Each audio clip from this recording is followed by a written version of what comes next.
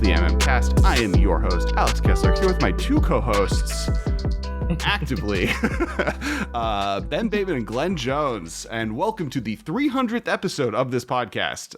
Hello. I'm excited to be here. So Glenn, you're like a legacy host of the show. You technically outrank me. Yep, that's true. That's kind of I don't know about that. Is how this works. I've done 293 episodes since you left the show, but you did 7 before I was here. So that's all. I don't really have much to say about that. I bow to you, sir. There's a gradient episode.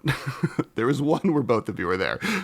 That's true. So to speak, a Kobe versus Jordan kind of moment. Is that what we're getting at? Well, yeah. I don't know about that. I thought I wouldn't put myself in such high regard as a podcast host. It's like, yeah, this was fun. We can just talk for like an hour, a couple times a week or whatever. But yeah, it was a lot of fun to do back then. And yeah, getting picked up and heading off to Wizards so shortly after, it was obviously like really great, but also in some ways a bummer, especially leaving behind so many fine friends, such as the ones I have in Los Angeles. Yeah, so for those who don't know, the way this podcast started is I met Glenn because we were doing top decking, and I met you while you were at SEG, and then you moved to LA. And as you moved to LA, I was like, Jimmy and Josh had just started the Command Zone, and I had stopped doing top decking and started working in toys and needed to make Magic content because I don't know what I would do if I wasn't making Magic content to some extent. And reached out and was like, hey, do you want to start a podcast? Jimmy and Josh are like willing to host, and they're like casual Commander focused, and we can be competitive focused. And I don't know what went through your head, but you said yes. And then I put a bunch of foam and blankets and carpet in a weird back room at my the office that I was working at, and we recorded a bunch of episodes. And then I want to say it was like episode 4. You found out that you got a job at Wizards. Yeah, something like that. And then you're like, I have bad news. I got a job at Wizards, so I'll be moving to the north. And then Renton. And then and at that point we had, I think 4 or 5 people on, all just kind of being like, oh, which one of these people could maybe be my new co-host? And we had Jules Robbins on, Andrew Brown, Eugene Wang, and then Ben. 3 of those people now work at Wizards as well. It was a tough field. It was a competitive audition. Came in, I slated for the camera. There was definitely an excellent set of skills that I had to advertise myself with, and I worked a lot harder back then. Yeah, well, you had at that point, I believe that was the first time you sold your entire Magic collection to buy a guitar and hadn't played in like 3 months. But you were trying to do this professionally. You were trying to be a broadcasting person. So it ended up that skill set was really important. It was when I started hosting 6 years ago. No, this was 2014. 7 years ago was when I started hosting, and this was the first year. Yeah, I think we started doing the podcast together. That had to have been spring or the fall of 14. It was spring, I think. It was fall because it was. I have the list here to talk about. Our first episode was Standard versus Modern. Our second episode was Khans of Tarkir set review with Marshall, who now edits the podcast. The third episode was Modern Masters 2 predictions with Jimmy Wong. Fourth was Judges Are Your Friend. The next was Ban List and Birthing Pod, which is when Jules was on. This is when we did do a deck tech in every episode.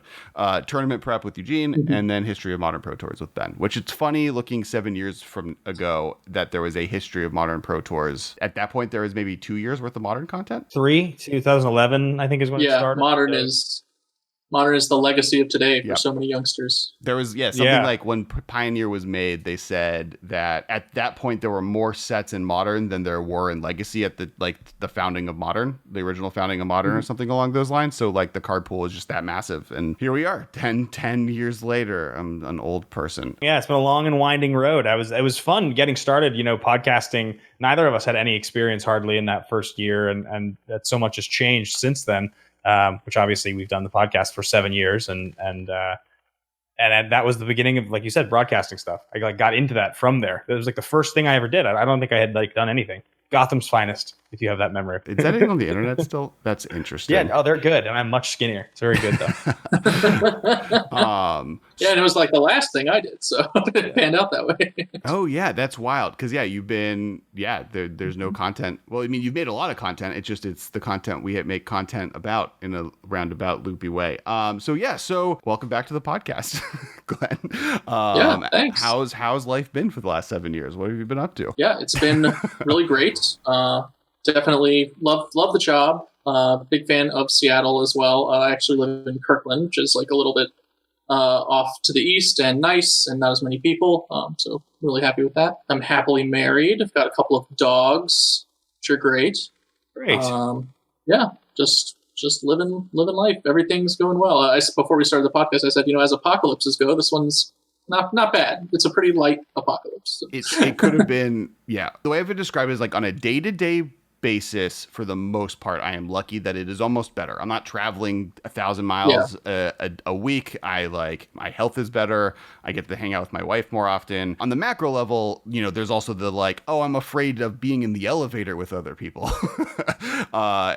Just like the small amount of terror that's like an underlying level of the year. And then obviously all of the terrible things that are happening to other people in my life and other people's lives. So it's a weird apocalypse. Yeah, I'll be watching even just like old shows that I've already seen on TV, just like watching them again. And people are like just in a scene, like, getting close on each other talking. And I'm like, they're too close. Yeah. They should be stepping back. Like, it just, the distance between them is now looks strange. I've just been trained. I'm like rewatching shows from the early 2000s, and like someone on a episode, like drink out of a drink, and then another person grabbed the drink and drank out of it also. And I was like, no.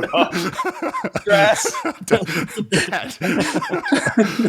So yeah, it's been weird. But in the meantime, you have been working at Wizards. I think when you started doing copy editing, right? That was kind of or something in that world. Similar, yeah. I was a card set editor, so I was working on the design team with Magic cards, but yeah, I was editing the rules text was my primary role. Since then, you're now one of the main developers of the Commander products generally and other stuff. And yeah, what is your day job like? Where are you at now? Yeah, so I started out doing editing. Basically, when you're in the design group, you often get to like moonlight on different kinds of teams as a card designer. Sometimes just designing holes for existing sets. But I wound up actually being on every Commander team from like Commander 2016 forward, basically. And among the things that I moonlighted on was an unreleased digital game, and I was just contributing to that. And my time kind of just like ramped up higher and higher as to how much time I was spending on that. And I wound up moving from editing to the game design track at some point on there. I can't even remember what year. I want to say like 2018. I think that's about right. And so, I continued to work on a variety of design teams from there. And then last year, I moved back to the Magic team full-time and am now a senior game designer and do the technical lead for a Commander format, which I like to say I'm the Ian Duke of Commander, if you're familiar with his role with regard to Standard and Modern. I kind of supervise a group of designers who all lead Commander products, occasionally lead some products myself, and just kind of keep an eye on everything that's rolling and how it's going to impact Commander. Do you find that you love the Commander format, like over all formats, or do you find that working closer to it, you kind of have you're so close to it that sometimes you get excited about other ones a little more? It's interesting because like I can kind of find things fun with enough repetition in general. So like sometimes I even question like how much of the things I love is a symptom of just being like adjacent to them for like a long enough amount of time, or just like, oh yeah, that like really speaks to me. I do think Commander really speaks to me. There's just like a lot of cool stuff going on. It's a Wild West at the same time as it's not. And there's this like malleability to the rules and the expectations that are really interesting. Like there are mistakes that we make as designers that are very obvious mistakes occasionally with regard to other constructed formats. And in Commander, any mistake, like you can really argue from a contextual standpoint. And I think that is fascinating as a game designer and also as a player, that there are so many things where you're like, oh, maybe this was wrong. Like maybe it was right. You will never really know because so much of what makes the format fun and how people enjoy it is wrapped up in their own individual social contracts, which are made and remade like every time they play. Well, Alex, had worked for years to kind of get me to embrace Commander. It was something he had tried for a long time to do, and I had been somewhat resistant to it for a long time because and I've shared this before, but I'll share it again. I really connect to the way cards are and classically have been designed. The sort of 1-on-1 20 life. You can't really be affected by like an unforeseen thing. Somebody can't just decide to stop you from winning because they feel like it, right? And so I never connected to that because I found it didn't add up in my brain the same way that normal 1v1 Magic did. And I actually think that a lot of the card designs over the last several years in the Commander product, it's been some of the stuff that's pushed me more towards really loving it and starting to embrace it. I mean, specifically, we built decks with Commander Legends cards for our streams, and I built a jury deck. I had so much fun with that. Arami is one that I'm playing that I have so much fun with. These are cards that like they feel pushed and they feel exciting and they feel cool, but they're low CMC. They're not like some giant 7-mana 6/6 that I have to like talk myself into playing. They feel much more like cards that would be my style, and I could see playing them in a 1v1 format, except that Arami is a classic example. I don't want to kill my opponents because I want to have more of you out there to get more copies of my things. And so I think it's really interesting. I've been really excited about the designs that pertain to Commander. I think it's really exciting. Yeah, I think Arami is a very clever design. Commander Legends is one of my favorite products that we've released, and it was a delight to play test and work on. I didn't get to work on it that closely because I was just busy with a ton of other stuff at the time, and it was in the oven for quite a while. But every time I play test it, had a ton of fun. And I think Jules really hit it out of the park. I use a lot of the designs of legendary creatures in that set as examples when I'm trying to talk to other designers now about these are the kinds of things that I think are really healthy and that we really enjoy, in contrast to Commander designs that we've tried even in the more recent past and wound up being like, this is a little too aggressive or this is a little too solved. Like we want to try and make sure that there are a lot of hooks, but that you still have to put in a fair amount of work in order to get your deck. Yeah, I think that's a fair way to put it. I mean, Alex, when we're talking about kind of Commander now versus Commander a few years ago, do you think your experience now with the cards that are designed and the way that just a set feels when you read the cards, does it feel drastically different than it did, say, like Commander 2014? It's interesting, right? Like, there's definitely more... Cutting cards is harder. There's just like so many cool things you want to play with and powerful things. Powerful things that you like kind of need to play with that like figuring out that last 30 cards has become probably, and that's the problem with every Eternal format, right? Like in Modern and Legacy, all of that kind of works the same way. It's just like every card that's printed that's good is edging out cards that aren't, and it's the reason Modern has evolved as it has. So it's always like I'd say that the other thing is there's just more diversity in what you can do in the format, which is really cool, right? Like that's like one thing that was definitely true of like 2015 Commander was like there were one option for all of the 3-color enemy color wedges color combos. You had the dragons and that was it. And then they came out with the Commander product and that opened that up. And that's true of 4-color, and that's true of even like a lot of the 2-color options. Was just there's a lot of more diversity in options for every color combo that you could build a deck around. And that's like the first step, especially in Commander, where color identity matters. So I would say that's the big difference. Is just like there's more you can do, and that's one of the cool things about Commander Legends is like that has now expanded that to 3,000 more combinations of possible commanders that are available. Yeah, it's a lot. Yeah, it's a lot. Color is certainly no longer any kind of constraint on what you're doing. It's interesting too because I mean, classically, like when I would go and I'd look at like I'm 5, 6, 7 years ago, you'd go to a store and you'd see the game of Commander, and it would be like somebody was probably playing like Pro-Mat. Just so they could just play all of the cards that they wanted to play, right? And you're like, and they'd be like, yeah, this card's just in here because it's a 5-color commander, right? And like, okay, that makes sense. And then I think about as it's developed, you guys look at the 4-color and the 5-color cards, and like Brea is a great example of a card where that card's so good. Brea is so powerful. It's so pushed. What an incredible version of a 4-color commander. Like it's so much better than just the incidental 4-color legendary creature that would have been printed 10 years earlier, right? Like it's made so specifically to fit into that. And I think it's one of the coolest things. I like playing with powerful cards. I think playing with powerful cards is awesome. And when they feel like they're efficient like that, they're exciting, they get you value, and they don't cost 6 or more, I'm all about it. So And I do think what you said kind of about how Commander is less sticky, I guess is the word I'm going to use, or like it's less, its mistakes are less solid. The fact that you can take something, if it is problematic, a lot of the times the format itself is going to just like hate it out from a political perspective almost, or from a social perspective more than anything else. Yeah, I think that is just a really interesting part of the format, and it's kind of a symptom. I'm fond of saying internally that like we have an audience that's going to grade their decks from 1 to 10, so I'm going to make cards for the 1s and I'm going to make cards for the 10s, and that's kind of just the nature of it. Like everyone's going to figure out what goes where for themselves, and I'm sure that there are cards where we're going to be eventually like, really wish we hadn't done that or whatever. But in the end, like it only has so much impact it can really have. Since so much of the format is self-regulated to that extent, and in the event where we're like this might be a mistake, but also it might just be really really fun for one of these groups and be like their favorite thing about the format. And when you're trying to balance all those decisions, like the decision where you know that there's going to be an audience for it that's going to enjoy it and be happy you made it, you have to be pretty sure that you're messing up in order to want to really correct that out. I guess a question that would be interesting is you mentioned kind of the 1 through 10 rating scale that people do. What is your guys' thought on that process? How do you guys face power level concerns?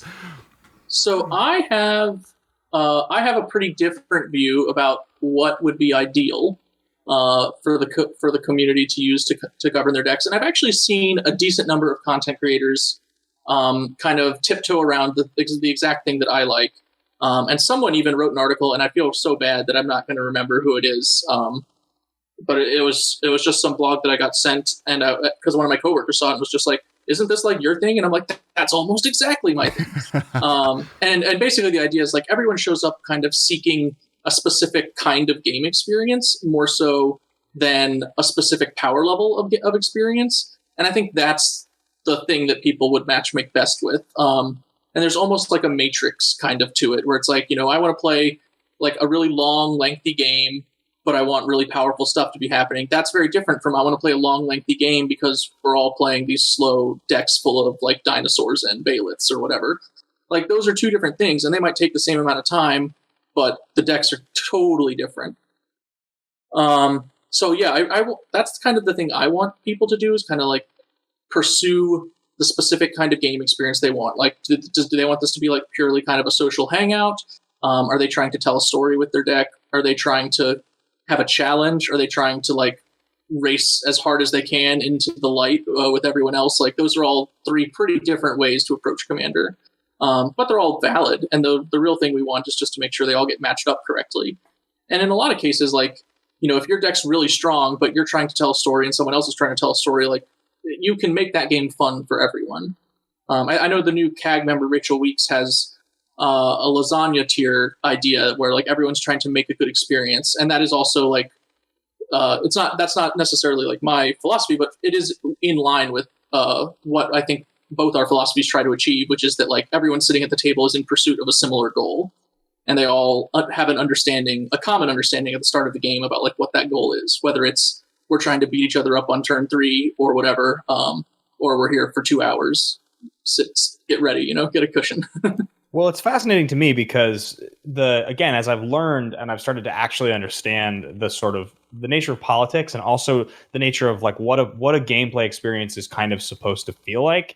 Alex and I will go after each other often in the games that we play because we'll have 2 guests come on the show. We do a stream on Mondays now where we do this every week, and like it's just kind of number one. Often we don't know the guests super well, so we don't want to be like real aggro with like other community members. So it's safest to just kind of like harass each other. That's like a number one thing. And then the second thing is like often I feel more comfortable knowing that Alex plays with powerful stuff that he'll recover. That I kind of know how he likes to build his decks. I think he feels the same way about me. So like, but it is an interesting phenomenon because if somebody's at 5 and it happens early in the game and you have the opportunity to kill them, I mean, you should kill them because you want to win and kill the most people. On the other hand, if you do that, it's not going to be fun for them. They're going to sit there and they're going to be watching and they're going to not have a good experience. And so like figuring that out for me has been really difficult. Like what kind of, like, how much damage do you do to someone, or like what strategy to employ? How do you want to win? I have a Joyra deck that I kind of am never going to play again, because it's just all like obliterates and extra turn cards, and it's pretty efficient at doing it. It's a pretty good deck. It like does a good job at it. But I played it a few times and it like did the thing, and it was like miserable for everyone. And I was like, I get this. This is like, there's a point here. This is more powerful than other things I could be doing. And it plays a lot of sick time spiral cards that I love, but also it like is not fun at all. It's not the thing you're talking about. It is a game that is just a big hammer of like effect. Yeah. And it does create a positive experience for people. So figuring that aspect of it out, I think, is one of the sort of more fascinating parts of Commander. It's totally different. That's the most different thing than regular 1v1 Magic. There's nothing like that in regular 1v1 Magic. You have a singular goal, and there's a singular way to do it. You reduce their life total to 20 as fast as you possibly can. That's it. Yeah, that's you bring up Joyra, and that's actually interesting, because one of the things I do in my role internally is I give a seminar on kind of like the philosophy behind designing Commander as kind of like a how-to guide, or just an introduction to it for designers who might not necessarily be that familiar with the format. And one of the examples I actually use directly from the seminar, and one day I actually hope to be able to share like some sanitized version of this seminar with people, is Joyra, because like the one from Time Spiral block, the first Joyra, the Guide to, is a really like powerful, appealing card, and people kind of don't like playing against it for exactly the reason you described, right? They like view what it does as like very unfun, and the power level it exists at as very, very high. And then we made this Joyra in Dominaria that is also very powerful and is really beloved and very popular. And I actually think it's like a dramatically stronger card than the first one. Like It's way more consistent at winning. Like on every level, if you're trying to go pedal to the metal, like the Dominaria one is going to serve you better. But it is so much more widely accepted because of what people are doing with it. It's just the kind of game that they're pursuing and how they go about it. And that's enough for the social contract to which one's okay and which one's not. And part of it is what's most powerful to be doing with the original Joyra are things that remove fun, right? It's destroying all lands. Mm-hmm. It's taking an infinite turn. It's taking a bunch of turns. Where new Joyra, the most powerful thing it's doing is doing a lot of stuff personally. You're not stopping your opponents from doing it. You might take a 30-minute turn, but you're not like stealing the actions from other people and what they're doing in the game, which I think is like, I think that's like a big line between what people like and don't like in Commander is in a lot of the time. But really quick, going back to Ben's one point about not removing a player, I also think that like I have found that player removal is strategically often the wrong thing to do. From the perspective that that's one of the resources that your two opponents still have to deal with, right? Like, why? I don't care if I don't need the point for killing a person. What I need is to be the last person alive. And so by me getting that point, I'm now allowing my opponents to not spend their resources to do that. And so that's always kind of been the strategy on why not to kill someone versus the like being a good host on our podcast show stream reason. Yeah, it's fascinating how those two cards, like the response to them was so drastic. And part of it is like Joyra is such a cool character, right? Like that's, I think, relatively beloved, if not actively beloved. So like having these two cards that are both, one is more powerful and one is more trolly, is interesting how people react. Well, it's also, I think the thing about the Joyra of the G2 one, like it kind of, you're instructed with like one way to play that card, which is like play the most expensive things you can for cheaper at instant speed. And there aren't that many things that are super expensive that aren't kind of actively unfun. Like the splashiest, if you want to play Time Stretch, which is like what I did in one of our games, and I think I twin casted it, like it's awesome. It's great to cast a Time Stretch, but like games in Commander where I don't get to take my turn for a long time are my least favorite kinds of games. It's my biggest complaint with Commander is sitting there waiting as like people chat, and I'm just like, I just want to play faster so I can get to my turn. So it's like taking extra turns is the worst thing ever. It's the same thing with destroying lands, because like then you can't play Magic. That's not fun at all. So don't do that. And so like, but you have to kind of go through that experience, I think, to learn that, which is something that that's my favorite set of all time, Future Sight, and that was the first card I ever took to like a sanctioned Magic tournament. I tried to build Dragonstorm, except it was with Joyra, Niv Mizzet, and Ophidian Eye. I took out all the Dragonstorm cards, and I made this really version that suspended Niv Mizzet and flashed in Ophidian Eye to try to win the game. It was so much worse, but I was really excited about it. So I've always had a really special place in my heart for Joyra. But I do think, again, when you talk about the reason that newer Joyra is so much more widely accepted, I think it's because taking a really long turn, if you're just drawing a lot of cards and doing a lot of things, you're dinking and dunking. I think people are just more forgiving of, because it's you're running your engine. That's the fun. That's the fun thing about Magic, right? The more things you can do, the more cards you can play, the more interaction you have. So I guess that brings me back to the initial question I had about how you win, because I found myself, Alex, last night after our game. I said to our guests, thanks for hanging with us, guys. I was sorry for winning that way, right? But I was thinking, in what way do you win a game of Commander that you don't feel the need to apologize a little bit? Does that make sense? How it always feels a little bit I probably did something that made your deck less powerful. I probably interacted with you in some way, or took some really long turn, or did something huge. How do you win in a way that doesn't make it feel do you know what I'm saying? I get what you're saying. I don't think I've ever apologized for winning a game of Commander, or if I did, it was because I made a mistake on a card where it's oh yeah, that commander should cost 6, not 4. Sorry. That's probably about as close to feeling bad about it as I've ever felt. But I think that's a good demonstration of there are just a range of responses. And, certainly I come from a spot where I don't tend to take people out early either. I'm there to make sure that we're all having a similar experience. And I usually want an experience where everyone plays. I don't play much CEDH. If I did, I'm sure in those games I would be much more willing to take someone out, because I would know they're not dead until they are really dead. Whereas in other spots, it can be harder to come back from various things. So yeah, when it comes to playtesting, though, obviously we basically never do that. People are mostly immortal in playtests, unless we're trying to find some kind of stress test. Because, once you eliminate someone from a playtesting game, it's now you're not getting the information on either how your cards work against their cards or how their cards work at all, right. Which is the goal of what we're doing. So we're totally doing a totally different thing. We're not playing to have fun. We're on the clock. But at the same time, it's in some ways a more accurate simulation of the kind of experience we expect people to actually have.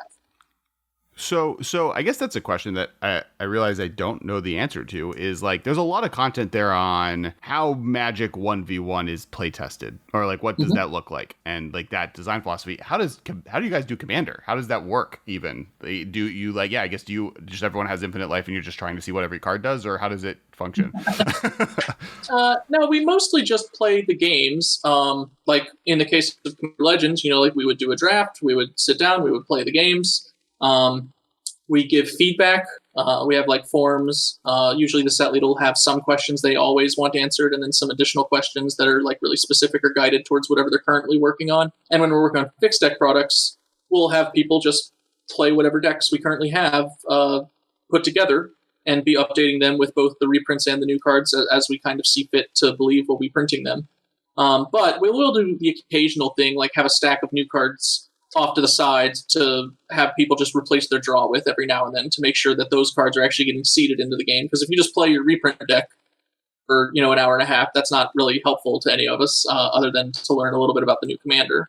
So we do that kind of thing just to make sure everything feels good. And then towards the end, we're just playing a lot and just playing it straight up. It's just hey, is this a commander game? And a lot of that is because we are stress testing that real world experience. We schedule our meetings in 2-hour blocks. If we can't finish a commander playtest in 2 hours, how can we expect the audience to finish a commander game inside of 2 hours? That's the kind of thing we want to make sure that we're actually hitting accurately. So the closer things get to conclusion, the more and more like the real world our playtests start to look. How do you get involved in the process of like standard release sets or Modern Horizons or anything like that? Yeah, that's something that has changed a lot in the last, what is time? It doesn't exist anymore. Months, I guess. Yeah. So when I shifted to this new role, that was one of the things I said about figuring out how we should do this and what should change is how do we incorporate Commander subject matter expertise into the design of our standard sets. Because standards cards go into Commander. A lot of them can be very impactful. Sometimes the impact is incidental. Sometimes it's purposeful. And my philosophy of making decisions is every decision should be purposeful. So let's try and make as many of them that way as possible. So we now have some additional check-ins, basically. Before the set goes to FFL, or play design, where it will be primarily pushed for like game balance and gameplay experience, the commander group that I've assembled internally at Wizards will review the set and offer a lot of advice to the set lead about which cards they think people will really enjoy, which cards they think people, won't really feel strongly about one way or another, and which cards might actually impact the format negatively or make people less excited to play Commander at all. And this is just to give the set lead, being them, a baseline foundation kind of to know this is where my set currently is with this specific audience. And as I now go to work with game balance, I know how the decisions I make are going to affect my set's appeal with regard to the Commander audience.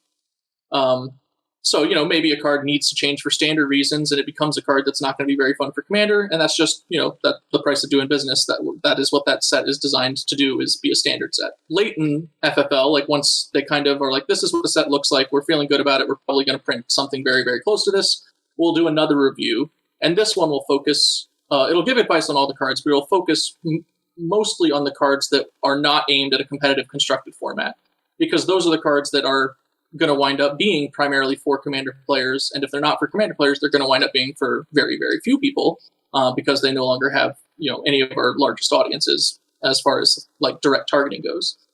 So that's a stage where we get to make some changes or maybe design a new card for something that wound up not working out. And it's also the stage where we'll do very small things like, this says target opponent. Could it be each opponent? Like just sure. Because now it's a little bit more fun in multiplayer. Obviously, we don't do that like everywhere. But that kind of small change can just help a card have a better shot, which is all we're really trying to do, is make sure every card has a shot to show up somewhere and be fun. So by and large, the cards printed from about 1996 to about 2011 feel like they are significantly less powerful than the cards that started probably getting printed around cons, like ish. I would say like, cons a little later, like New Phyrexia. Like basically a lot of experimenting with free spells, a lot of experimenting with cheaper stuff, and then obviously just the rate just started getting pushed a lot as we got into the last few years. So when you look at all these cards that have come up in the last several years and over different formats, whether you're talking about current Omnath or you're talking about, 3 Fairy, or you're talking about like Uro, Oko, just huge number of cards that are so pushed. What is it about current Magic design, like the last 3 or 4 years, that you think has led to so many of those cards? Because it didn't just start 3 or 4 years ago, right? It's general power creep started 10 years ago, but it's really in the last 3 or 4, it's really started to push. So there's certainly been like a general upward trend of power creep from like I guess not the inception of Magic. Black Lotus is pretty strong, but from like, Ice Age, kind of forward. That's why I said 96. Yeah. I left out the elimination. Homeland's on. There's definitely been that like general upward trend, and that's something you see in the vast majority of games that function in any way like Magic, just by kind of a virtue of necessity. There have been a couple of, more than a couple probably, but like some very conscious choices within the design team over the last few years, like even just since I've been at Wizards, like design philosophy has changed and evolved. We've written already, there's a decent number of articles on the website about the fire philosophy, which we do use. We do ask ourselves, like, is this card fun, inviting, replayable, exciting? Those are all things that matter to us and are really important. And pushing on those, it's just been shown to have a dramatic effect. We've got Magic's doing really, really well right now. We've got Commander players coming in at unheard of rates. And overall, Fire Philosophy certainly has more risks. Like the banned cards in Standard are, we take it seriously, and it's an acknowledged possibility that we're going to have just more banned cards in the undertaking of this philosophy, or cards that are towing that line. But we always should have had some number, right? Like if you're never thinking about banning a card, you're not being experimental enough. Like you're not pushing the envelope. And that's kind of where Magic had settled into after like Jay Stoneforge, is like the power level in Magic was relatively flat and kind of sitting there for a while. And it has ramped up recently. And that's for a lot of reasons. I mean, there are a lot of things and people have different opinions about the best things about Fire Philosophy. From my perspective, like I've seen a lot of card games come and go And one of the things that really does pull in players to card games, whether the card game has like a lot of staying power or not, is just like the ceiling on what's possible. And by raising our ceiling a little bit, we can make some really exciting things happen and acquire a similar kind of audience, except we have the strength of Magic's gameplay system and its game engine to keep that audience and retain them and make them lifelong fans of a really great game. The other thing that I think has happened that is really different from those older products is that we've raised the floor, which people talk about a little bit less, but I think that's one of the reasons you see a lot of draft formats being very exciting these days, is that these low-level cards that you just would never really want to put in a deck, but you did sometimes, like 2B, 2-3 vanilla Minotaur or whatever, those cards are just gone. Like, we just don't put those cards in the sets anymore. And I think that that's also a part of Fire philosophy that goes understated, but does contribute to making Magic both more fun, but also feel more powerful, because on average, the cards are more powerful. Like, the floor is just not as low as it used to be. Well, I think there's something to that, right? So there's the number one thing, which is, we've talked about this a lot, but like, you look back to like Ixalan, and like, it's a good example of when the power level is not high, and and none of those cards, not none, but very few of those cards in retrospect feel exciting. They don't feel like cards that you really want to go back to. As you mentioned, the Fire philosophy, the replayable, there's a high number of those cards that do not feel replayable. The thing that are most exciting are just inherent features of dinosaur, vampire, pirate playing, Merfolk. right? Like the giant dinosaur commander is still exciting, but it is hard to not be exciting as a giant 3-colored dinosaur. And it's sweet to have it's great to have a Merfolk Lord and have a Vampire Lord, and there's some things in there that are cool, but on the whole, I think the thing you're talking about that I think is really cool, and this just goes for every format, it's that when you open a pack and you go through your cards, it's that every single card in the pack at least is a card that you would like to remember the name of. And when I was a kid and I got into Magic, like I really enjoyed Magic a lot, I had like a great memory for card names. Like, there's a long stretch of Magic where I like knew every card name. I'm way worse at it the last 5 or 10 years, but I don't have that virtue of being a little kid anymore where every card matters to me. So when you get older players who get into it, if they don't stand out, they won't matter to you. You'll never remember them. You won't remember they exist. And that's bad on every level. It's bad for the artists because their incredible piece of art just kind of gets washed away. It's bad for the fact that you won't be excited. You'll literally just flip to the rare, which, you don't really want players just opening a pack and flipping to the rare. You'd rather they look at every card, new players to look at every card and remember every card. So I think raising that floor is a really, really great conscious decision you guys have made, and I've noticed that as well. So one question I had, like, obviously with Magic Arena and Best of One becoming a much, much more heavily played format, like, optionality has kind of seemed like it's taken more of a look at the forefront with split cards, now modal dual face cards, cycling, everything else.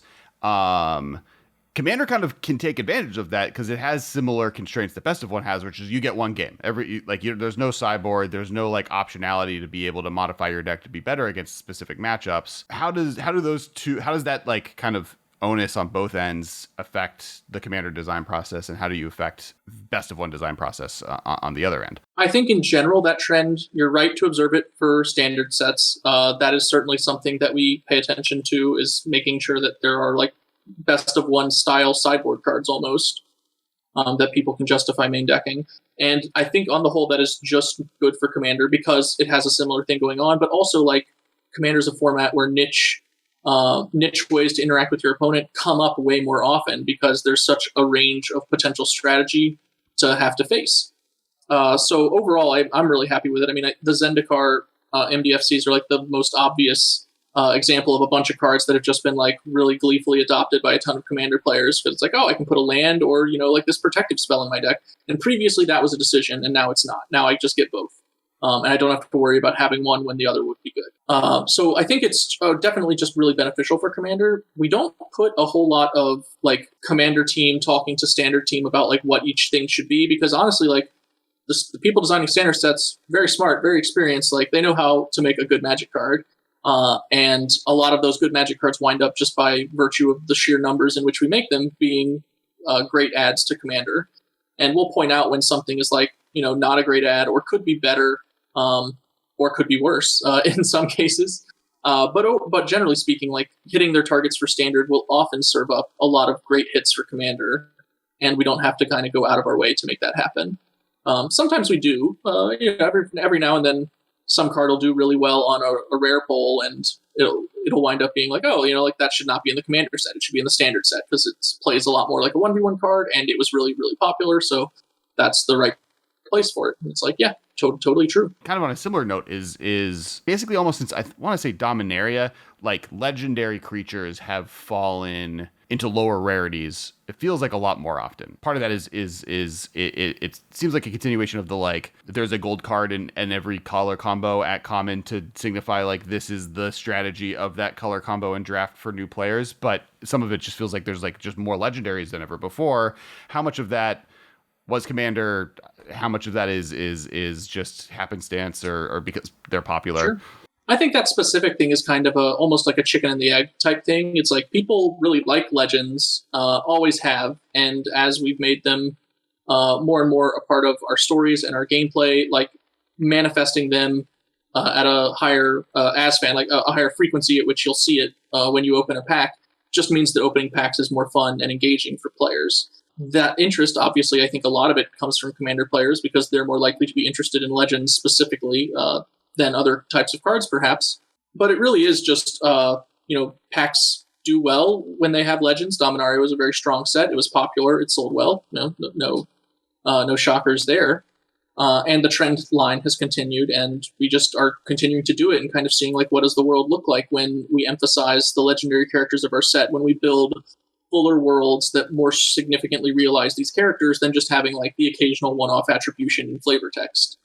How can we make them feel like a bigger part of a world? And for me, it adds a lot of immersion to feel like, when I open a pack, I'm like going around corners, bumping into people that are on this plane. It's not just like I see, a couple every 10 packs or whatever at the rare slot. They're everywhere now. It's also like a thing of like, it means that not every single character is necessarily going to be more powerful than just any other creation in that world, which I think historically, like, the idea of a legendary was that legendary would be more powerful than like any non-legendary thing. And so there was an added level of just like, if you open it, it's like, whoa, but the truth is you guys are trying to get sort of more people into Commander. It's a very successful format for Wizards. It makes a lot more sense that you'd want to open an uncommon legendary creature. If somebody buys 3 packs, they may never see a legendary creature, right? It's a fail from getting a new player into the Commander format. But if there are, like in Kaldheim, like these really cool, uncommon commanders, like what's the green one that I like? The Death Touch guy that 2 counters. Finn the Fang Bearer. Yeah, Finn the Fang Bearer. Look at you getting a name I couldn't get. Fantastic. I like that card's sweet, right? Like that card's super awesome. If you open that as an uncommon in your pack, like you're like, oh, this is cool. Mono green Commander. I could probably just do like a search on Gatherer for like what's out there to build with this card. Sounds great. I think that's a good move. Yeah, I think. Yeah, there's also just leaving out Commander. There's the like characters. People like characters. They like to see people that they can identify with or that have a story in their games. And Uncommon is just a place that lets us position characters. Like if you open a pack, it's hard for you to bond with, like Wooly Thokdar. It's like I don't really get what he's about. But like in the Fang Bear, it's like okay, I'm starting to like gain an inkling of this guy's story, and maybe there's some part of that speaks to me. Yeah, I think also with that too, I can remember all those experiences of like in Time Spiral, like High Arcanist and all these characters. Like I remember like, opening those rares and being like, oh, this is so cool. I know all these names. Like I've known these names from other cards. I know something. Like this is amazing, and so I think it's very cool when you introduce the ability for people to get familiar with those characters at a lower rarity, because it makes their future experience, if they stick with the game, that much greater when references in flavor text or other things do reference those. I mean, as I'm sure you guys know, all of those planeswalkers, that's like an early example of it, right? Like the planeswalkers that then have like Chandra's this, Chandra's that, Garrick's this, Jace's this. It makes those new players that get into the game connect on a much higher level with their commons and their uncommons. Yeah, it's interesting that because like planeswalkers can't very easily be at lower rarities, so or not in a way that is common enough to like be resonant in a regular way throughout time. But like legendaries can, like they don't change very much about a card. If anything, legendary is a drawback, right? So like it allows you to connect to the story and characters of Worlds a lot more commonly than previously, before, where like you'd open packs and just like not care about anything about the world. Just like, oh, this is a 3/2 for 3. That's good in this format. Great. Can we just acknowledge for a second, Alex, that it only occurred to me last night, just before we played our game, that Coco Show should be in my Arami deck. If I put a Coco Show into play with Arami, I 45 the table. I automatically 45 the table, and I also get to attack with one of them because 2 automatically die, that's such an epic play. Also, Glenn, just for because I was so proud of this. This is how I took out 2 people last night. So I have the guy who he copies the thing in the graveyard, 2-mana Dimir guy, Lazov. Oh, Lazov, yeah. So I've got Lazov in play, right? So I attack with a Dreadnought that's in my graveyard. Lazov becomes Dreadnought for 1. Right. And I've also created an Agent of Treachery with my Arami. So I put 3 Agent of Treacheries in play, steal 3 things, go for my attacks, right? Which is already sweet. I get in. End of turn, the 3 Agent of Treacheries all die. But before they die, I turn my dude into the Blood Artist that's in my graveyard. And so then when my Agent of Treacheries all die, I killed 2 people with the triggers of those guys dying, because there was 2 people at 3 and 4 and something else happened. It was a very satisfying. I went down to 2 and then died on the opponent's turn when he like attacked and drained everyone for 2 additionally. It was sad. So you're not going to give me credit for this? No, okay. Yeah, you didn't get the kill. You just talked about how you want the kill. I'm not giving it to you. I got you to 1. Okay. And I survived. Last question on kind of the design philosophy, and then we can kind of jump into more other things. Something that has happened recently is like there's obviously a ton more Commander product, and I don't know if it is officially announced or if it just happens for the last couple sets this is happening, but there are now Commander sets often released alongside standard sets, and they kind of come out with the mechanics each other. Is that part of kind of the process you were talking before during the send off and looking over it? When do you start incorporating the new cards into the Commander sets you're building that are now coming out coinciding with standard sets? I mean, I can't speak to the future in that regard, but yeah, certainly we have developed a number of Commander products in sync with standard sets. At this point, we've done it a couple times. And it's definitely a unique collaborative process from what we previously did with like Commander 2019, which was the last set I led that's been released and was not synced in this way. It's a unique challenge because obviously you know that they're both coming out at the same time, and they need to not only like kind of not overtake each other, but ideally it's like an active complement. Like each one makes the other look better, and side by side they kind of float one another's boats. So that's a really important part of design. So we want things to emphasize each other's good qualities, and assuming there are bad qualities, to not necessarily emphasize those. Ikoria Commander was like the first big go at this, and it was pretty interesting because we wanted to make sure that playing the decks felt like you were taking part in the world of Ikoria more so than just playing like cool Commander decks. Like C19 was very much cool Commander decks. So we wanted them to feel like these mechanics, like your flashback deck should feel like you're flashbacking, your madness deck should feel like you're madnessing. But as far as like whatever standard set was coming out at the time, that wasn't important. There was no like creative conceit going on about like exactly what was happening. But here we were very much, like there's this idea of people and monsters and partnering, and we want to kind of bring all of that out if we can. So Ikoria actually started out with an enchantment deck before we really got into a hard design on it, and that was removed in favor of the Cathril deck. In part because we wanted that vibe of this is keyword counters is what Ikoria is debuting. It's a major KSP. We should be showcasing it. We should find a way to make it loud and obvious, and that if somebody finds this exciting, they'll also find this exciting. And that's not anything against Abzan Enchantments. I'm sure we'll make that deck one day. It's a fine deck end theme, but it's not an Ikoria deck end theme. So regardless of its merit and quality, it just wouldn't belong with the set. And then other things in the set, the cycling deck and the teamer kind of instance deck. How do we make those feel like they are part of this Ikoria world? So that's why you see the big monster that revives a bunch of cycling cards. It's that's an awesome Ikoria card. Maybe in Innistrad or whatever, that card would be flat, feel like a sorcery that brings stuff out. But no, here it's got to be a huge monster. And the teamer instance deck, it's got this attacky, a couple of actually commanders that are attack and get awesome benefits, and it feels you're playing with this creature as your kind of companion in a sense. And so those were parts of that design process that we're not even like really into the gritty mechanical stuff yet. We're just like what captures the feel of being in the world of Ikoria and how do we deliver on that. So we put ourselves through the ringer on that one because I think we tried a lot harder and it was very new and we made more missteps than we might have otherwise just along the path. But I was pretty happy with it and it was a really interesting lesson. We learned a lot from it. And then, we've come back and we did it with Zendikar Rising, and there it's a much lighter touch where it's really just these decks feel like they're there. Like these characters are at home in the world. Anawan is obviously like someone you already know and can recognize. And they tie into the mechanics of the set without necessarily like inundating you with what the whole set is about, which, when you're doing like a 5-deck, 5-faction world, like the Commander product's going to feel massive. But for Zendikar Rising and Kaldheim, we have these like lighter touches that tie in a bit and just give you kind of a glimpse into what it's like to be on those two planes. It's interesting because with Ikoria, like obviously the one part of Ikoria and Companion was a little unbalanced. Like we saw that with the rule change and all that and the banning, at least the one piece of it, the Lurrus piece of it. But like, that was a big swing that you guys took. On the other hand, I remember reading when those cards were initially spoiled, and I remember like Eric was a friend of ours who plays a lot of Magic. We were like, Mutate's so hard to like conceptualize. It's like so confusing when you read it.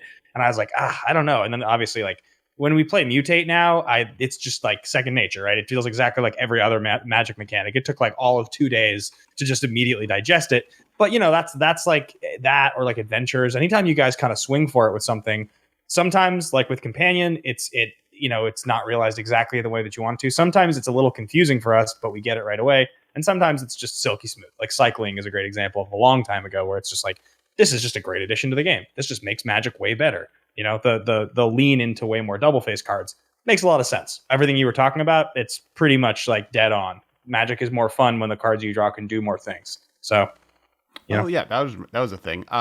In regards to that, which I thought was interesting, it is also applicable to Modern, right? Like, not to bring it back to Modern, but the theme of the podcast. But the like, I think even it was at its heyday when we were still recording together, which was Modern has always had this like ships passing in the night vibe to it, because just like there are so many strategies out there that how can you hedge your bets against everything. And like at one point Paulo Vito Damaderosa wrote this big article on Channel Fireball talking about like we should extend the sideboard to 25 cards because that way we can fit more answers to different decks or whatever have you. And I do think that the philosophy of these modal cards and these cards that give you more options that are like, this card is good here, but then against this one unique strategy, you'll also have these other versatile options from it, can allow formats that are more eternal to have better answers for things and be able to be a little bit more versatile. So I think that's really cool as well. More on the fun side, what's your favorite commander you've designed? Yeah, that's tough. Also, there's like, it takes a village, and many commanders are not mine alone for sure that I've worked on, or whoever else is alone because I've worked on it. I think one of my favorites, I'm proud of most of the C19 ones, and I did design a decent number of those. I think Greven is pretty close to 100% mine, and I'm pretty proud of the fact that I got Josh Lee Kwai to start killing people with commander damage after his many stances against it and Voltron. That was just like a personal vindication to me of like, yeah, I can make you do whatever I want, Josh. So stay tuned for future Voltron commanders. But no, so that one was, and also I'm a huge fan of that specific story arc. Like when I was a kid, like Tempest was one of the early booster packs that I purchased, and like I checked out Wrath and Storm from the Leesburg Public Library and a couple of times because I really enjoyed it. And I thought that the whole story of Urza and Gerard, like I knew all those books by heart. That actually all came in handy when we came back to Dominaria, and I was on the world building team for it, which was a super cool experience where I wrote, 20,000 words for the first time in my life, just a truly bananas number. But yeah, like I've gotten to actually design and manifest a startling number of characters from those stories at this point. I'll probably even forget some, but like Greven is certainly one of them. But there's Greven, Gerard, Tangarth, Volrath were all in those decks, and I was really happy to get to put all of those in. Which it sounds like you're like, oh, obviously the fanboy like put in all those characters. That was not even my idea. It was totally Gavin Verhey's idea. He thought C19 needed more recognizable characters, and I was like, okay, well, I can think about what I would do for that.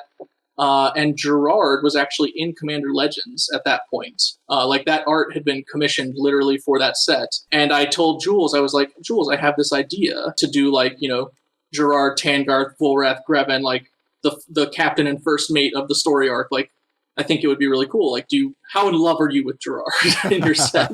And he's like, I like him a fair bit, but like, it's not that big a deal. So yeah, like we just made a swap and brought him over to C19. So like, I didn't even design Gerard. I think that card was almost straight how Jules had it in his set already. And I just changed it basically not at all. When you talk about it, it's just a wild idea that like this group of you who are like all our friends from LA, like walk around Wizards being like, what Magic card should we design for our friends now? Like, it's just like, what? Like, you guys are like, it's just the idea of all you guys, Gavin and Andrew and you and Jules, and you're all just like hanging out. I'm like, I like all you guys. You're all people that if we're like in Vegas at a thing, I like want to go get dinner with you guys. Like, it's like my favorite people.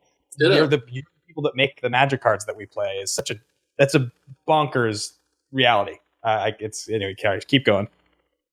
Yeah, no, I feel the same way many times because a lot of the people who work in Wizards now with me are like, I mean, some of them obviously are like storied people who I followed when I was a literal child. Like I'm currently leading a set design team with Dave Humphreys on it, who is someone I like followed literally before I could drive, like as a Magic player. So that's just really really cool. And then there's also all these people who I just hung out with and love and are good friends with, like Ben Hayes and Adam Prozac and Jules, and even Abro, and Abro. And yeah, it's that all of that stuff is kind of surreal at times for sure, because there's this very real like small world / huge world at the same time. If you're watching this on YouTube, please like and subscribe and comment below, and say thank you to Glenn to drop in all of the knowledge bombs. And then thank you to our patrons. If you want to join our Patreon, you get a chance to hit up this episode way early. I'm going to post this unedited, ready to go video format on our Patreon as soon as I wake up tomorrow, because it takes that long to upload to the internet. And so you get it. But this is going to come out for everyone else next week. So you get really early access and a bunch of other cool stuff. Plus, like we did like a whole 15-minute conversation of the greatest athlete of all time. I was just 100% the most knowledgeable person of the three of us on the subject matter. Let me tell you. I know so much about it was impressive football. It was very impressive. Tom Brady is the best football player of all time. I don't know if you can disagree with it. Ben was disagreeing during it. In the midst of your shout outs to people, I want to give a big shout out to Ryan R, who signed up. He's a patron, but he also sent us a really generous donation on Streamlabs to support us for over the years doing this content. Sent a really wonderful message, and just a big shout out to Ryan. Thank you so much, man, for doing that. Alex, I know he was in touch with you. It's always really wonderful when a longtime listener of the show wants to express their support like that. It does mean a lot to us as all of the time and energy that we spend on the show to when you express it like it really does go a long way, because we live in a little vacuum sometimes. Alex and I just argue about the movie Heat on a podcast, and we're like, who's listening to this? I don't know. So once again, thank you everyone, and make sure to like and subscribe, and there'll be a new episode of this in video format in tomorrow with Glenn, where we just ask him a bunch of fun questions and do that whole fun thing. And thank you, Glenn, for joining. This has been a production of Time Traveler Media, sending podcasts into the future.